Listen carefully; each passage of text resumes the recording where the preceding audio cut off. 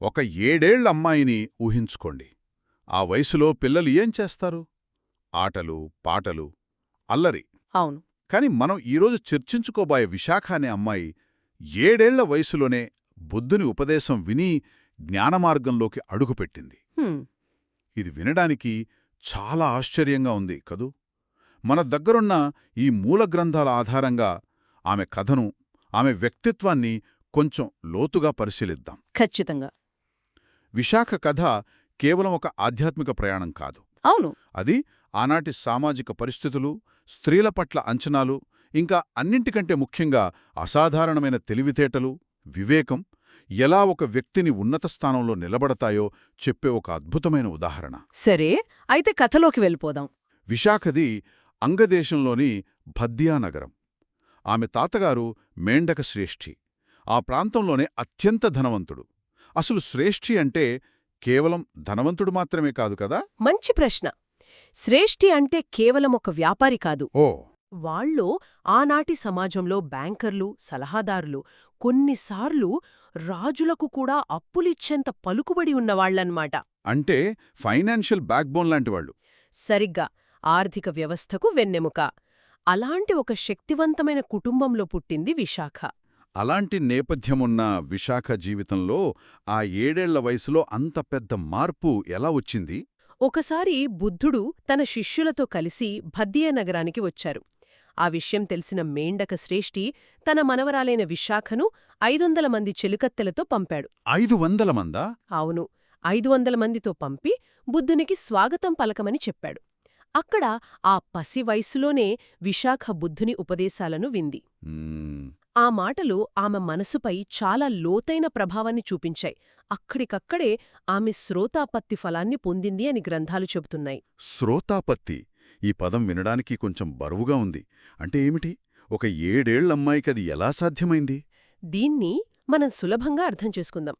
శ్రోతాపత్తి అంటే ప్రవాహంలో ప్రవేశించడం. ఏ ప్రవాహం? ధర్మ ప్రవాహం. దీన్ని ఒక రకంగా పాయింట్ ఆఫ్ నో రిటర్న్ అని చెప్పొచ్చు, కాని మంచి అర్థంలో. ఓహో, అంటే ఒకసారి దారి తెలిసాక మళ్ళీ దారి తప్పే అవకాశం లేని స్థితి అన్నమాట. సరిగ్గా. అంటే ఒక్కసారి సత్యాన్ని గ్రహించాక మళ్ళీ పాత అజ్ఞానపు ఆలోచనా విధానంలోకి వెనక్కి వెళ్లలేని స్థితి. ఇది జ్ఞానోదయం వైపు వేసే మొదటి తిరుగులేని అడుగు. అంటే గ్యారంటీగా గమ్యం చేరతారని. అవును, సరైన దారిలోకి వచ్చేశారని నిర్ధారణ అయినట్టు. విశాఖ విషయంలోనూ అదే జరిగింది. ఆ ఉపదేశం ఆమెలోని అంతర్గత జ్ఞానాన్ని మేల్కొల్పింది. ఒక 7 ఏళ్ల వయసులో ఇంతటి ఆధ్యాత్మిక పరిణితి అద్భుతం. అయితే కథ ఇక్కడి నుండి ఆధ్యాత్మిక మార్గం నుండి చాలా లౌకికమైన విషయానికి, అంటే పెళ్లికి మళ్ళుతుంది. అవును. శ్రావస్తి నగరంలోని మిగారా శ్రేష్ఠి తన కొడుకు పుణ్యవర్ధనుడి కోసం ఒక వధువును వెతుకుతున్నాడు. కాని ఆయన అడిగే కోరికలు, పెట్టే కండిషన్లు మామూలుగా లేవు. అవును, ఆయనకు కేవలం అందమైన అమ్మాయి కాదు, పంచ కళ్యాణ లక్షణాలున్నమ్మాయి కావాలి. ఆ పంచ కళ్యాణ లక్షణాలు, ఈ 5 లక్షణాలు ఆనాటి సౌందర్య ప్రమాణాలకు, నమ్మకాలకు అద్దం పడతాయి. సరే, ఆ 5 లక్షణాల గురించి కాస్త వివరంగా మాట్లాడుకుందాం. మొదటిది కేశ కళ్యాణం, అంటే జుట్టుకు సంబంధించింది. అవును. నెమలి పించంలా ఒత్తుగా నల్లగా ఉండి జడ విప్పుతే కాలి చీలమండలాలను తాకేంత పొడవుగా ఉండాలట. ఇది వింటుంటే ఏదో జానపద కథలా అనిపిస్తోంది. నిజమే, బహుశా అసాధ్యమే కావచ్చు. కాని ఇక్కడ మనం గమనించాల్సింది, ఆ జుట్టు కేవలం అందానికి చిహ్నం కాదు, అది సంపూర్ణ ఆరోగ్యానికి, సౌభాగ్యానికి ప్రతీకగా భావించేవారు. ఓకే, ఇక రెండవది? రెండవది మాంస కళ్యాణం, అంటే పెదవులు దొండపండులా ఎర్రగా, నునుపుగా ఉండాలి. మూడవది అస్థి కళ్యాణం, అంటే పళ్ళు. పళ్ళా? అవును, శంఖంలా తెల్లగా, ఎక్కడా సందు లేకుండా వజ్రాల్లా మెరుస్తూ ఉండాలి. ఇప్పటివరకు బాగానే ఉంది. ఇవన్నీ శారీరక సౌందర్యానికి సంబంధించినవి.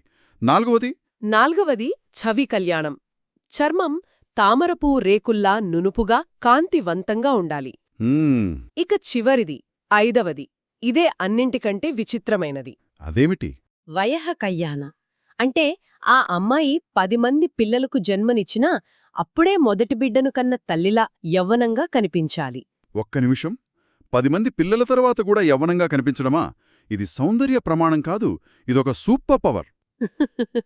అవును, మీరన్నది నిజమే. వాళ్ళు కోడల్ని వెతుకుతున్నారా లేక ఏదైనా అద్భుత శక్తిని వెతుకుతున్నారా? ఇక్కడే మనకు అసలు విషయం అర్థమవుతుంది.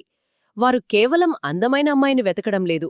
తమ ఇంటికి అదృష్టాన్ని, సౌభాగ్యాన్ని తీసుకొచ్చే ఒక దేవతలాంటి అమ్మాయి కోసం చూస్తున్నారు. అంటే ఒక రకంగా బ్యూటీ అనేది వర్చ్యూకి సర్టిఫికెట్ లాంటిదన్నమాట. ఖచ్చితంగా. బయటకు ఇంత అందంగా ఉన్నారంటే వాళ్ల మనస్సు, నడవడిక కూడా అంతే స్వచ్ఛంగా, గొప్పగా ఉంటుందని ఒక బలమైన నమ్మకం. సరే, ఇంతటి కఠినమైన ప్రమాణాలున్న అమ్మాయి కోసం బిగార శ్రేష్ఠి పంపిన బ్రాహ్మణులు దేశమంతా వెతకడం మొదలుపెట్టారు. చివరికి వాళ్లు విశాఖని ఎలా కనుగొన్నారు? వాళ్లు అలా వెతుకుతూ భద్దియా నన్నారికి చేరుకున్నారు. అది ఒక పండుగ రోజు. నదీ ఒడ్డున చాలామంది యువతులు అలంకరించుకుని తిరుగుతున్నారు.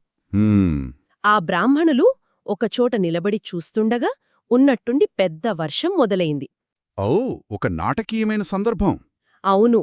వర్షం రాగానే అక్కడున్న అమ్మాయిలందరూ తమ బట్టలు, అలంకారం తడిసిపోతాయని కంగారుగా పరుగులు తీసి దగ్గర్లోని మండపంలోకి వెళ్ళిపోయారు. అందరూ పరుగులు తీశారు. కాని ఒక్క అమ్మాయి మాత్రం ఎటువంటి కంగారు లేకుండా హుందాగా, నెమ్మదిగా నడుచుకుంటూ ఆ మండపం వైపు వస్తోంది. ఆ అమ్మాయే విశాఖ.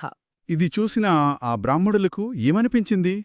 అందరూ పరిగెడుతుంటే ఈమె మాత్రం ఇలా నెమ్మదిగా నడుస్తోంది. బద్ధకస్త్రాలనుకుని ఉంటారు గదా. ఖచ్చితంగా. వాళ్లు ఆమెని చూసి, ఈ అమ్మాయికి ఎంత సోమరితనం, అందముంది కాని ప్రవర్తన బాగాలేదు అని విమర్శించుకున్నారు.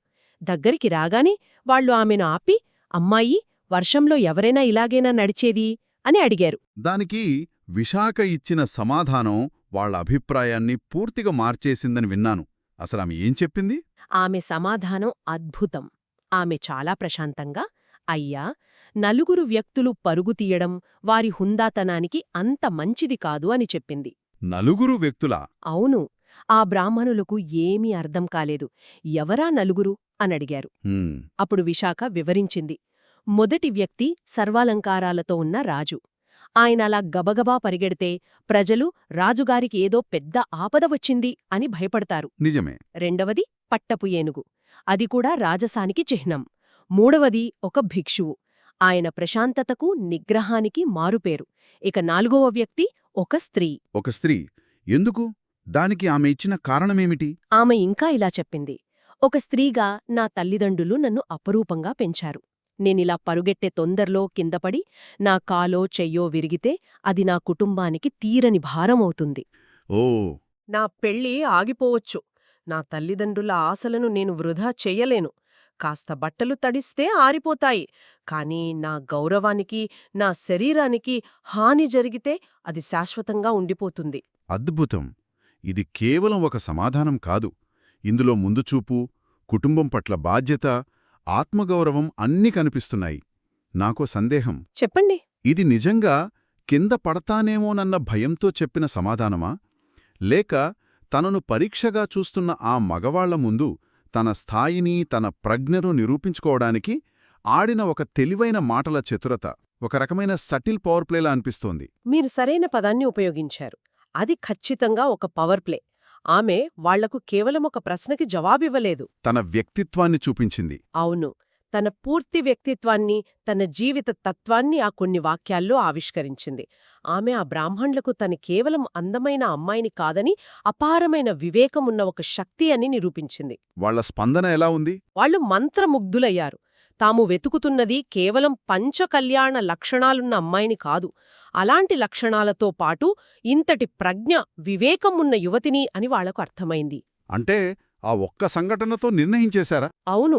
ఈమె సరైన ఎంపిక అని నిర్ధారించుకుని తమతో తెచ్చిన వివాహ నిశ్చయ ఆభరణాలను అక్కడికక్కడే ఆమెకు బహూకరించి తమ అంగీకారాన్ని తెలియజేశారు. కాబట్టి ఆ వర్షం ఒక రకంగా ఆమె ప్రజ్ఞకు పెట్టిన పరీక్షలా నిలిచింది. అయితే ఈ వివాహం కేవలం రెండు పెద్ద కుటుంబాల మధ్య సంబంధం మాత్రమే కాదు.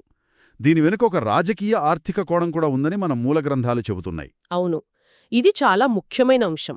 ఆ రోజుల్లో మగధరాజు బింబిసారుడు, కోసలరాజు ప్రసేనజిత్తు మంచి మిత్రులు. ఒకసారి ప్రసేనజిత్తు బింబిసారుడిపో, నీ రాజ్యంలో మెండక శ్రేష్ఠి వంటి 5 మహాధనవంతులున్నారు, నా రాజ్యంలో ఒక్కరూ కూడా లేరు అని అడిగాడు. అంటే ఒక రాజ్యం నుండి ఇంకో రాజ్యానికి ఒక పెద్ద వ్యాపార కుటుంబాన్ని పంపించమని అడిగాడనమాట. ఇది ఆ రోజుల్లో ఒక మల్టీనేషనల్ కార్పొరేషన్ని తమ దేశంలో బ్రాంచ్ పెట్టమని అడిగినట్టుగా ఉంది. సరిగ్గా. అప్పుడు బింబిసారుడు విశాఖ తండ్రి అయిన ధనంజయ శ్రేష్ఠిని కోసల దేశానికి వలస వెళ్లమని కోరాడు. రాజు ఆజ్ఞ కావడంతో ధనంజయుడు తన కుటుంబంతో కలిసి కోసల దేశానికి బయల్దేరాడు. ఓకే. దారి మధ్యలో వాళ్లు విశ్రాంతి కోసం ఒక చోట ఆగారు. ఆ ప్రదేశం వారికెంతగా నచ్చిందంటే అక్కడే స్థిరపడాలని నిర్ణయించుకున్నారు. ఆ ప్రదేశమే తర్వాత ఒక నగరంగా మారిందా? అవును. సాయంత్రం వేళ ప్రయాణం మొదలుపెట్టడం వల్ల ఆ ప్రదేశానికి సాకేతపురం అని పేరొచ్చింది. అది క్రమంగా ఒక పెద్ద, సంపన్న నగరంగా అభివృద్ధి చెందింది. అంటే వారి కుటుంబం ఒక నగరాన్నే నిర్మించగలిగింది. అవునవును. ఇది విశాఖ కుటుంబం యొక్క ఆర్థిక శక్తికి, పలుకుబడికి ఒక గొప్ప ఉదాహరణ. కాబట్టి విశాఖ వివాహం పుణ్యవర్ధనుడితో జరగడమనేది కేవలం 2 కుటుంబాల కలయిక కాదు. అది ఒక వ్యూహాత్మక ఒప్పందం. ఖచ్చితంగా. అది మగధ, కోసల రాజ్యాల మధ్య ఆర్థిక, సామాజిక బంధాలను మరింత బలోపేతం చేసే ఒక ఒప్పందం. కాబట్టి ఈరోజు మనం చూసిన దాని ప్రకారం విశాఖ కథలో ఎన్నో కోణాలున్నాయి. చిన్న వయసులోనే ఆధ్యాత్మిక ఉన్నతి, సమాజం నిర్దేశించిన కఠినమైన సౌందర్య ప్రమాణాలు, ఊహించని పరీక్షలో అపారమైన వివేకం, చివరగా ఆమె వివాహం 2 రాజ్యాల మధ్య ఒక ముఖ్యమైన ఘట్టంగా మారడం. వీటన్నిటినీ కలిపి చూస్తే మనకేమర్థమవుతోంది? విశాఖ కథ మనకు చెప్పే ప్రధానమైన విషయమేమిటంటే, నిజమైన యోగ్యత, నిజమైన బలం అనేవి బాహ్య లక్షణాలలోనో, అందంలోనో కాకుండా మనస్సు యొక్క నిగ్రహంలో, కష్ట సమయంలో చూపించే వివేకంలో ఉంటాయి. అందరూ కంగారు పడుతున్నప్పుడు ప్రశాంతంగా, తర్కంతో ఆలోచించగలగడమే అసలైన శక్తి అని ఆమె నిరూపించింది. ఆమె సౌందర్యం బ్రాహ్మణులను ఆకర్షించి ఉండొచ్చు, కాని ఆమె ప్రజ్ఞ మాత్రమే వాళ్లను ఒప్పించింది. చాలా బాగా చెప్పారు. ఈ కథ ఆలోచించటానికి ఎంతో స్ఫూర్తినిస్తుంది. అవును. ఈ మూల గ్రంథాలు విశాఖ వివాహానికి ముందు ఆమెకున్న సుగుణాలను, ప్రజ్ఞను ఇంత గొప్పగా వర్ణించాయి. నిజమే. ఇది మనల్ని ఒక ఆసక్తికరమైన ప్రశ్న వైపు నడిపిస్తోంది. ఇంతటి స్థిరచిత్తం, ధైర్యం మరియు బౌద్ధధర్మంపై ప్రగాఢ విశ్వాసమున్న విశాఖ, పూర్తిగా భిన్నమైన నమ్మకాలు, ఆచారాలు ఉన్న అత్తవారింటికి కోడలిగా వెళ్ళినప్పుడు ఎలాంటి పరిస్థితులను ఎదుర్కొని ఉంటుంది? అది చాలా పెద్ద సవాల్ కదా? అవును. ఆమెలోని ఈ గుణాలే ఆ కొత్త కుటుంబంలో ఎలాంటి మార్పులకు కారణమై ఉండవచ్చో. బహుశా ఆమె అసలైన పరీక్ష అప్పుడే మొదలైందేమో. ఇది మనం ఆలోచించాల్సిన విషయం.